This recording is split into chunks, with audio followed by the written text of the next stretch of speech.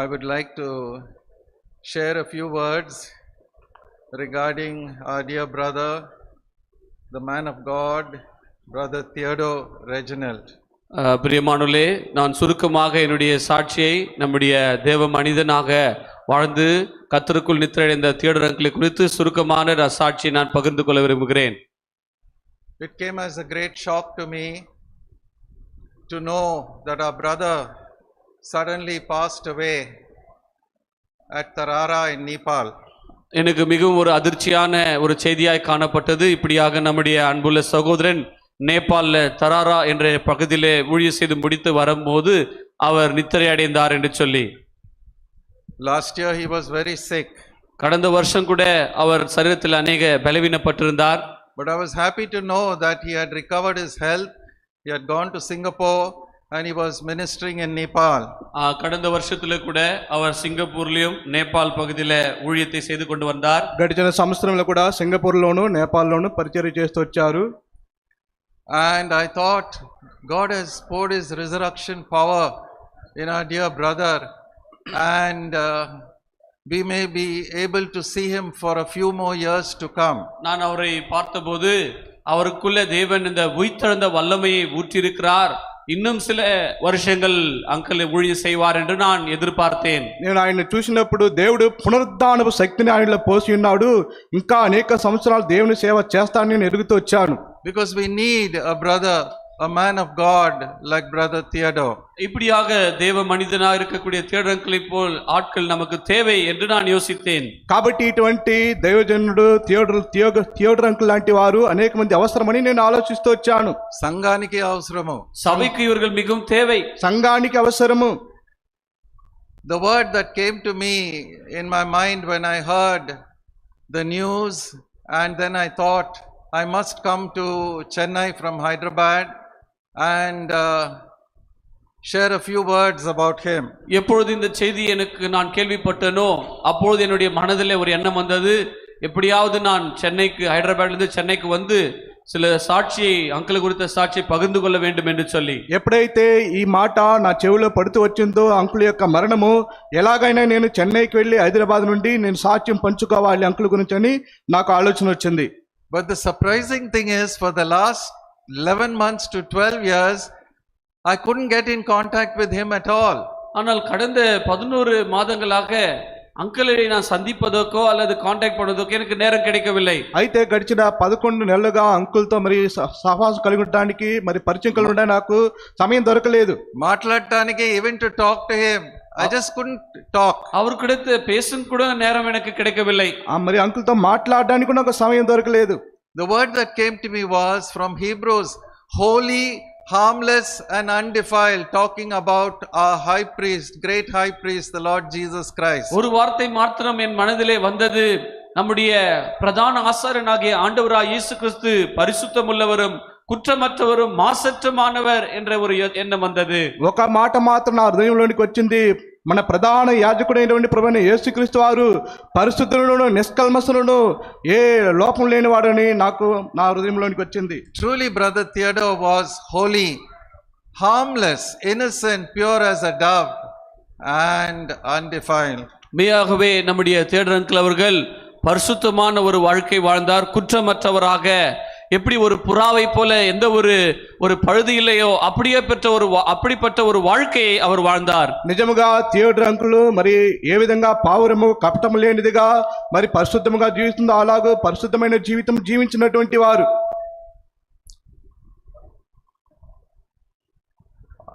I was a young boy studying in Chennai in Dufton, just across the road, in doing my ISC in 11th standard. சகோதரன் அவர்கள் அநேக வருஷங்களுக்கு முன்பதாக டஃப்டவுன் என்ற இடத்திலே அங்கே அவருடைய 11வது வகுப்பு மாணவராக படித்துக் கொண்டிருந்தார். మరి అనేక సంవత్సరముల క్రిందట మరి అంకుల్ ఎవరన్నా పాలనలో మరి 11th స్టాండర్డ్ ఇక్కడ చదువుతూ వచ్చారు. డాక్టర్ లాగ్ అనే ప్రాంతంలో 55 years ago. Okay, Dufton Kari High School. Doctor Kari high స్కూల్లో చదువుతూ వచ్చారు. Now a young man came as our maths teacher. அப்பொழுது ஒரு வாலிபன் எங்களுக்கு ஒரு மேக்ஸ் டீச்சராக கணக்கு வாத்தியாராக வந்தார். అప్పుడు ఒక యవనస్తుడు మరి మ్యాథమెటిక్స్ మరి టీచర్గా వచ్చాడు. I think he was 11 years older to me. He was 27 years old. அப்பொழுது அவருக்கு ஒரு 27 வயசு இருந்தது. என்னோட 11 வயது மூத்தவராய் காணப்பட்டார். అప్పుడు అతనికి 27 సంవత్సరాలు, నాకంటే 11 సంవత్సరాలు పెద్దవాడిగా కనిపిస్తూ వచ్చాడు. When I met Brother Theodore later on, he said, I remember you as a short chap wearing, those khaki knickers. All the boys used to wear long pants, but I was wearing half pant. பாருங்க, அப்போ அநேக வருஷத்துக்கு பிறகு Theodore uncle அவரை சந்தித்த போது உன்னை நன்றாக நான் கண்டுபிடிக்க முடியும். நீ அந்த அதாவது காக்கி வஸ்திரம் ஆஃப் பேண்ட் தரித்து கொண்டிருந்த வாலிபன் தானே என்று சொல்லி கேட்டார். మరి అనేక సంవత్సరాల క్రిందట థియేటర్ అంకుల్ నన్ను చూసి నిన్ను కనిపెట్టగలను, నువ్వు కాకి కలర్ ప్యాంటు మరి హాఫ్ నెక్ వేసుకున్నవాడు నువ్వే కదా అని నన్ను అడుగుతూ వచ్చారు. అప్పుడు పొట్టిగా ఉండేవాడు, short, but now you grown tall. அவர் சொன்னார், அப்பொழுது நீ ரொம்ப குள்ளமாக இருந்தா இப்போது நல்ல வளர்ந்து விட்டிருக்கிறாயே என்று சொன்னார். అప్పుడు చాలా పొట్టిగా ఉన్నావు, ఇప్పుడు చాలా ఎత్తుగా పెరిగి ఉన్నావు అని అంటూ వచ్చారు. The point was, we were 20 boys in our class, and in the attendance register he used to pray for all the names. அங்கே அங்கிள் படித்த அந்த ஸ்கூலில் 20 வாலிப பிள்ளைகள் இருந்தார்கள். அவர்களுக்காக தியோடர் அங்கிள் அவர்கள் அனுதினமும் ஜெபிப்பார். మరి అంకుల్ చదివిన ఆ స్కూల్లో 20 మంది యవనస్తులు ఉంటూ వచ్చినారు. ఆ 20 మంది యవనస్తుల కొరకై ప్రతిదినము ప్రార్థించేవారు. In that class, our class లో 11th class ICSE, அந்த 11th class ICSE ல அந்த கிளாஸ்ல 20 பேர் இருந்தார்கள். మరి 11th class అయితే 20 మంది ఉంటూ వచ్చినారు. So I just see his commitment. Those prayers had an effect on me. After 21 years, I was born again at the age of 37. அந்த ஜெபமானது அதுக்கு பதிலாக அதன் பிறகு 37 வயசு இருக்கும்போது நான் ரட்சிக்கப்பட்டேன். ఆ ప్రార్థన ఫలితముగా మరి 37 సంవత్సరాలు ఉన్నప్పుడు నేను రక్షణ పొందుతూ వచ్చాను. I was collector in Karimnagar. நான் கரீம்நகர் பகுதியிலே கலெக்டராக இருந்தேன். మరి నేను కరీంనగర్ ప్రాంతంలో కలెక్టర్గా ఉంటూ వచ్చాను. I remember Brother Theodore as a very simple, innocent, pure, warm, friendly, loving brother. நான் தியோடர் அங்கிளை நினைக்கும் போது எவ்வளவு ஒரு அருமையான ஒரு சகோதரனாக, அன்புள்ளவராக, பண்புள்ளவராக, கரிசனை உள்ளவராக நான் நினைவு கூறுகிறேன். మరి థియేటర్ అంకుల్ గారు నేను తలంచుకున్నప్పుడు ఎంతటి ప్రేమ కలిగిన వాడు, కనికరం కలిగిన వాడు, ఆప్యాయత, అనురాగం కలిగిన వాడు నేను తలంచుకునేవాడిని. Again, going forward to the year 2001, 2001 வருஷத்திலே 2001 సంవత్సరంలో my elder brother passed away in Chennai and I came to visit him. என்னுடைய மூத்த சகோதரன் மரித்து போனார். அப்பொழுது நான் அதற்காக சென்னைக்கு வந்திருந்தேன். నా పెద్దన్నయ్య చనిపోయినారు, అందు నిమిత్తమే నేను చెన్నై ప్రాంతానికి వచ్చాను. And there was a satanic attack on me. I am a born again child of God, and I didn't know what to do at that time. I cannot give you all the details. அப்பொழுது எனக்கு ஒரு சாத்தானால் ஒரு பெரிய தாக்குதல் என் வாழ்க்கையிலே வந்தது. நான் மறுபடியும் பிறந்தவனா இருந்த போதிலும் அதை நான் விவரித்து சொல்ல இப்பொழுது முடியாது. మరి నేను మరలా జన్మించిన వాడే ఉన్నప్పటికీ కూడా సాతాను దారు మరి ఆటంకం, పెద్ద ఆటంకం నాకు వచ్చి ఎదురవుతూ వచ్చేది. Through relations, very close relations, none of them are born again. I am the only born again person. என்னுடைய குடும்பத்திலே எல்லாரும் கூட ஒருவரும் கூட அங்க மறுபிறப்பு அனுபவம் இல்லை. நான் ஒருவன் தான் குடும்பத்திலே ரட்சிக்கப்பட்டிருக்கிறேன். నా కుటుంబంలో ఎవరు కూడా తిరిగి జన్మించలేదు, నేను మాత్రమే తిరిగి జన్మించిన వాడుగా ఉంటూ వచ్చాను. And I had to leave that house and I was thinking, what should I do? அப்பொழுது நான் வீட்டை விட்டு வெளியே வந்து விட்டேன். என்ன செய்வது எனக்கு தெரியவில்லை. అప్పుడు నేను ఇంటి నుండి బయటికి వచ్చేసాను, ఏం చేయాలో నాకు తోచలేదు. I spoke to Brother Theodore and immediately he said, come to Poonamali and stay here with me. அப்பொழுது தியோடர் அங்கிளுக்கு நான் பேசும்போது அவர் உடனடியாக நீ பூந்தமல்லிக்கு வா, என்னோடு கூட தங்கிரு என்று சொன்னார், அழைத்தார். అప్పుడు అంకుల్తో మరి ఫోన్లో మాట్లాడినప్పుడు వెంటనే పూందమల్లికి వచ్చేసి నాతో వచ్చి ఉండుని చెప్తూ వచ్చారు. In our distress, young people, we are going through an attack from our close relations, not knowing what to do.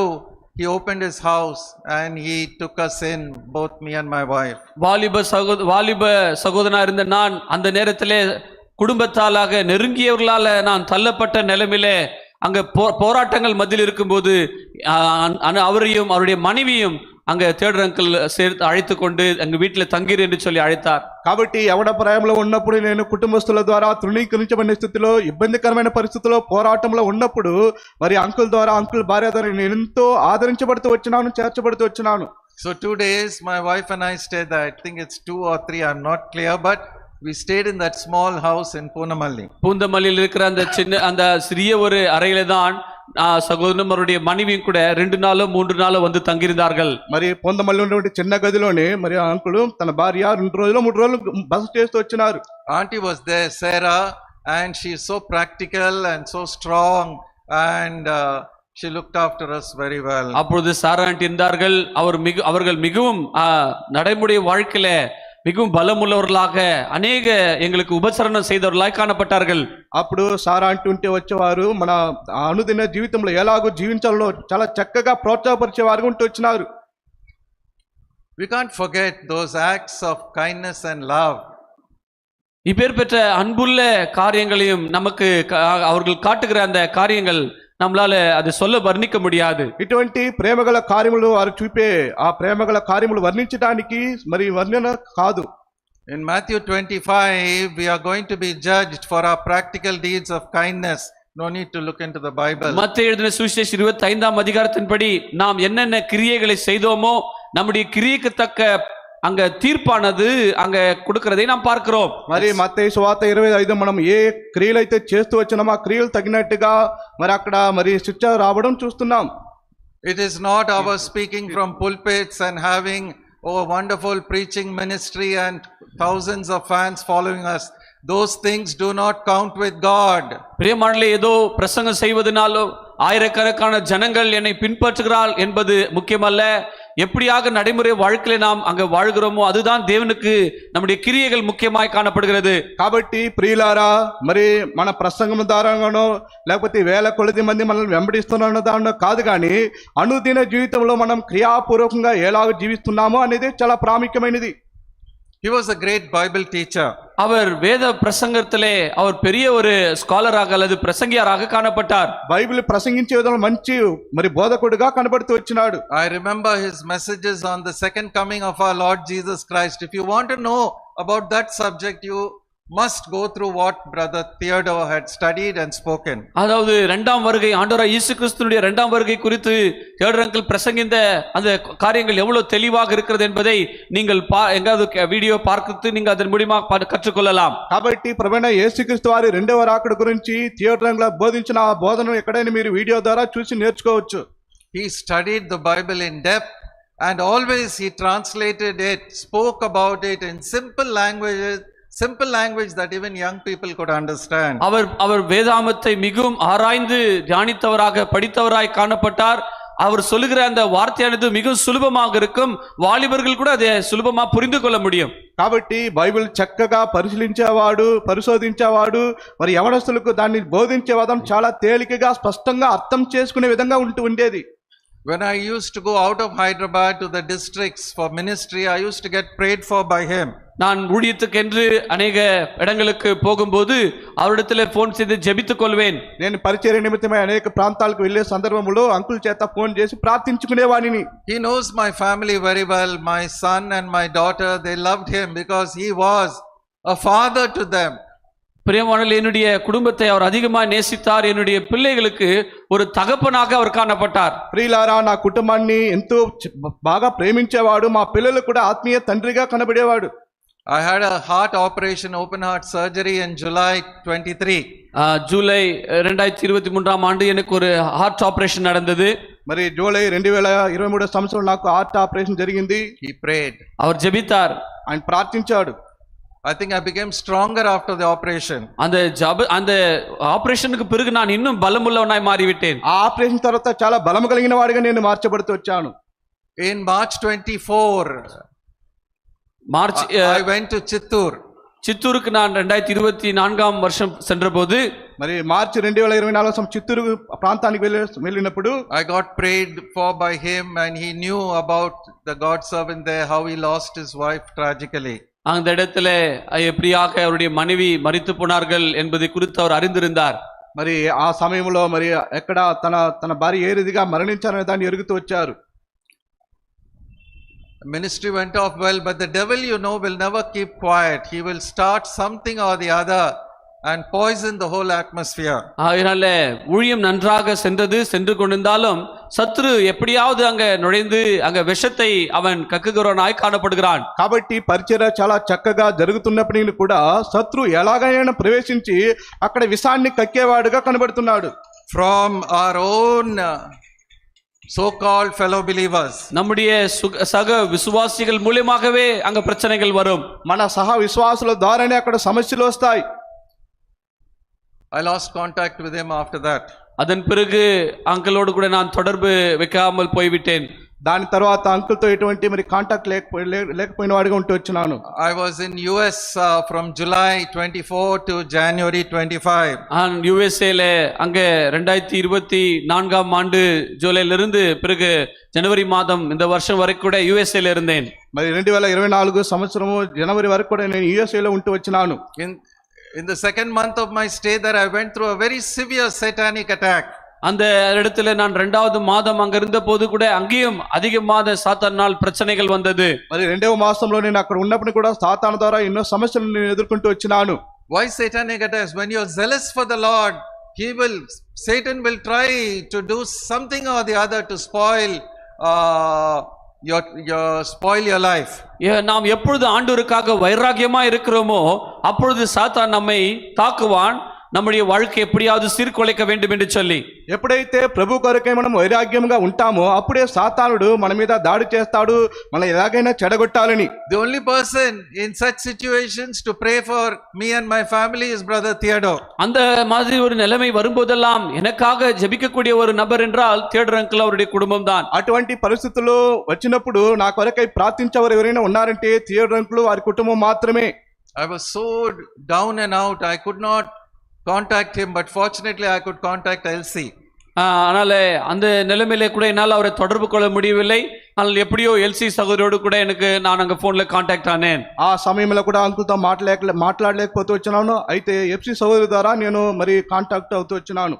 Then the Lord said, yes, he was your teacher, he's been your teacher for so many years. ஆண்டு சொன்னார், இவ்வளவு ஆண்டுகள் உனக்கு ஒரு நல்ல போதகன் இருந்தார். ప్రభు చెప్పాడు, ఇన్ని సంవత్సరాల మంచి బోధకుడు నీకు ఉంటూ వచ్చినాడు. Now you must learn to do without your teacher. You depend on me for everything. இப்பொழுது ஆண்டவர் சொல்கிறார், இவ்வளவு நாள் உன்னுடைய டீச்சரை நீ ஆதாரப்பட்டு கொண்டிருந்தா, இப்பொழுது முதல் என்னிடத்தில் நீ கற்றுக்கொண்டு என்னின் மேல் நீ சார்ந்திருக்க வேண்டும் என்று சொன்னார்.